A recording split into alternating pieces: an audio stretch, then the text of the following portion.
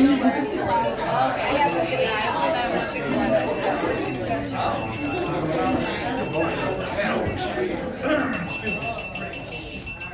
right, can everybody hear me? Yes. Yes. Good, I'll try to talk as loud as I can.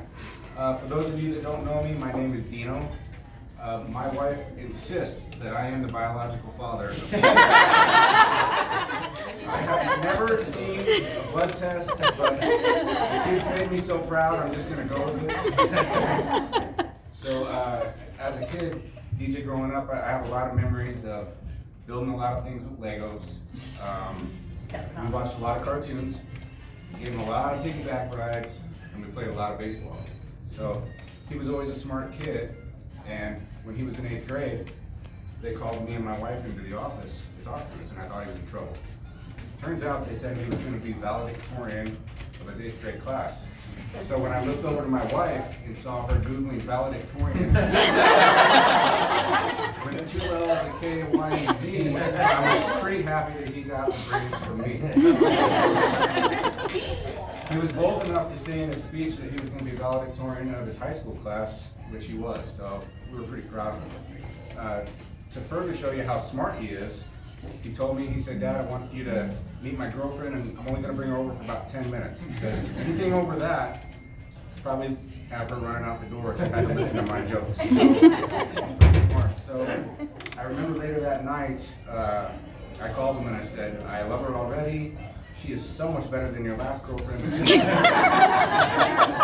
So here we are. So, you know, a few months later, they decided to spend Christmas with us, and you know, we do Christmas big at my house, and I really wanted to buy her a decent present. So I found out she didn't have a TV. So we got her, you know, kind of a little big screen TV, and she opened it up, and I was so excited, and I look over and she's crying.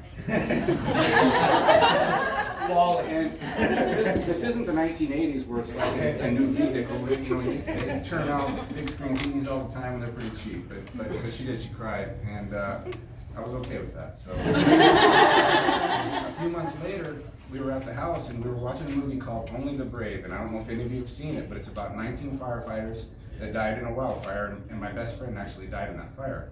So we were watching the movie, and I look over and Caitlin is bawling. And I said, "Caitlin, what's going on?" And she said, "I'm gonna do you." It's just so sad. And I said, "But you know, that was one of my best friends, and I'm not even crying." And she said, "I know." And I said, "Well, we're only 5 minutes into the movie and nobody's died."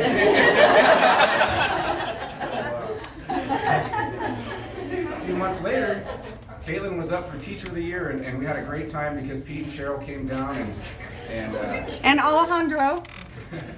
A lot of people. Pete's a great guy. Pete likes to pay for the beer, so he's my kind of guy.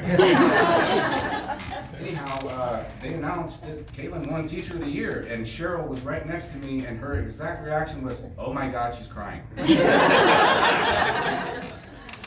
then I realized, heck, the Johnsons, they've been going through this their entire life. So I think it's pretty awesome that she's like a 100-pound heart with a real pretty face connected. So I had this vision of what I wanted my perfect daughter-in-law to be, and she's way better. I thought you'd cry. I really thought. So I would like to make a toast to DJ and Caitlin. We all hope that you have a wonderful day. Cheers. That was great. Got your arms. Oh